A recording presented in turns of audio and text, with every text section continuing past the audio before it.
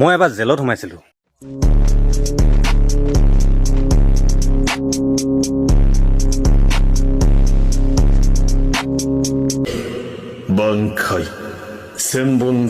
কিন্তু মোৰ অপৰাধ কি?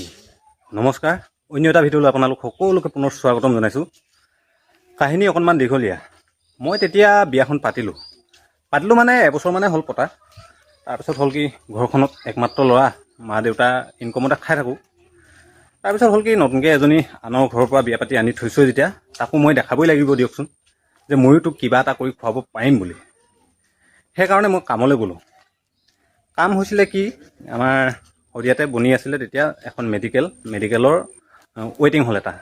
সেই ৱেইটিং হলত ৱেইৰিং কৰিবৰ কাৰণে গ'লোঁ কাৰেণ্টৰ, আমাৰ ওচৰৰ দাদা এজনৰ লগত। তাৰপিছত এইখিনিতে আৰু এটা ইণ্টাৰেষ্টিং কেছ, মই কাৰেণ্টৰ কামবোৰ কেনেকৈ শিকিছিলোঁ।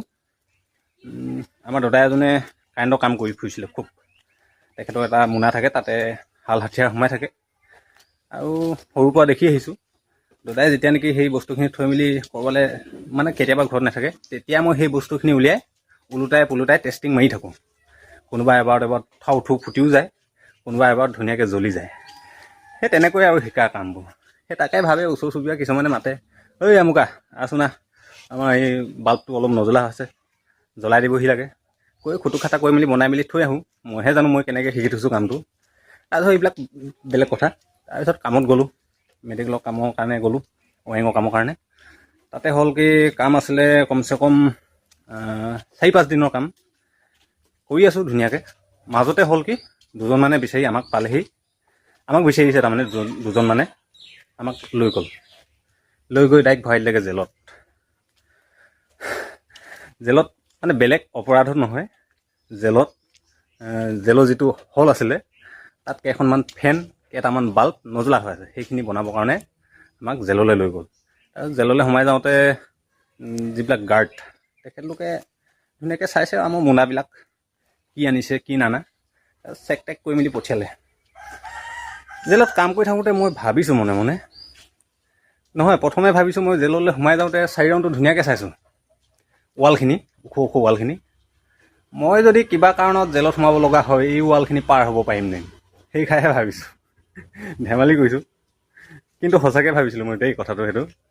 তাৰপিছত জেলত সোমাই গ'লোঁ, ধুনীয়াকৈ কাম কৰি আছোঁ, ধুনীয়াকৈ ওপৰত ফেন চেন এইবিলাক চেঞ্জ কৰি আছোঁ, ক'ত কি হৈছে চাই আছোঁ।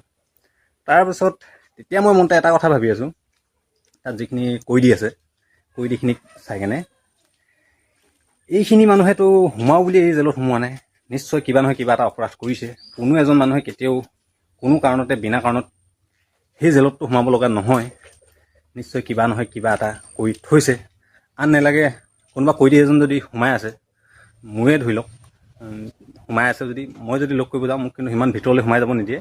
সেই গেটৰ বাহিৰতে লগ পায়, কিন্তু আমি কৰ্মসূত্ৰে গৈ সেই জেলৰ ভিতৰত সোমাই পালোঁ। তাৰপিছত অনুভৱটো মোৰ এনেকুৱা, উশাহটো যেন মোৰ অক্সিজেন 50% মান ভালকৈ ল'ব নাই পোৱা, কিবা এটা মানে উশাহটো চুটি লাগি আছে তাত সোমোৱাৰ পাছত। তাৰপিছত আৰু দেখিছোঁ জেলখনৰ যিটো ছিষ্টেম, মানে এই ফিল্মবিলাকত যে দেখায় এটা ৰুম এটা কৈদী ভৰাই থয়, তেনেকুৱা নাছিলে, একদম হল আছিলে। তাৰপিছত বিচনাৰ ছিষ্টেমটো এনেকুৱা আছিলে, একেবাৰে মানে এই পকাৰ এটুকুৰা ধুনীয়াকৈ বিচনা নিচিনা বনাই দিছে, তাতে নিজৰ ভাগে নিজে কাপোৰ চাপোৰ লগাই মেলি শুই আছে বিন্দাছ। কোনোবা জাঙিয়া টুপি দিয়া আছে, কোনোবা গেঞ্জি টুপি দিয়ে। গৰম দিন আছিলে সেইকাৰণে হপায়, মানে তেনেকৈয়ে আছে। তাৰপিছত হ'লগৈ আৰু দেখিলোঁ তাত যিসকল কৈদীসকলক মানে কামত লগাই থাকে। জেলৰ এৰিয়াটো ডাঙৰটো, তাৰ ভিতৰত বাকী যিখিনি খালী ঠাইত তাতে ধুনীয়াকৈ খেতি বাতি লগায়, সেই কৈদীখিনিয়ে কৰে ধুনীয়াকৈ। তাৰপিছত আকৌ দেখিলোঁ হাতৰ কাম কিছুমান কৰি থাকে, বাঁহৰ কাঠি কাম কৰি থাকে। ভালেই দেখিলোঁ সেই ছিষ্টেমটো।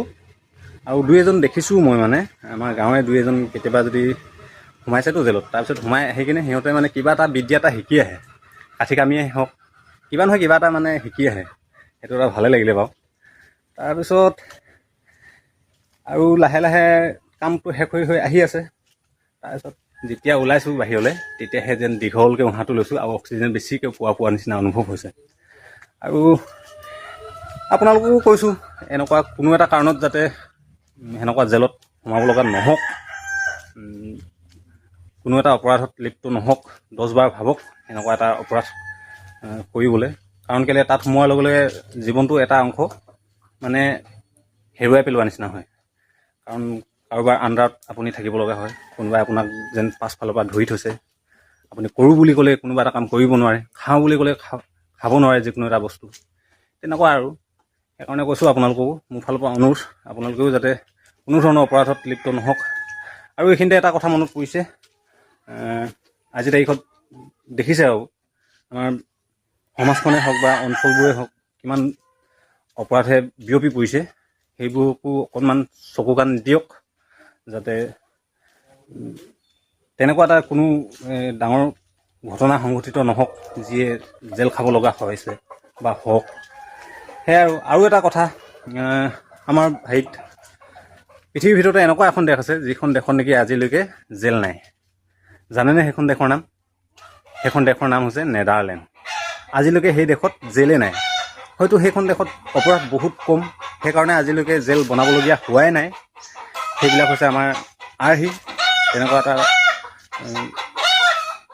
তেনেকুৱা এটা ছিষ্টেমত সিহঁতে নিয়ম কানুন কিছুমান বান্ধি থৈছে কিজানি, কোনো ধৰণৰ অপৰাধ সেইকাৰণে হোৱা নাই।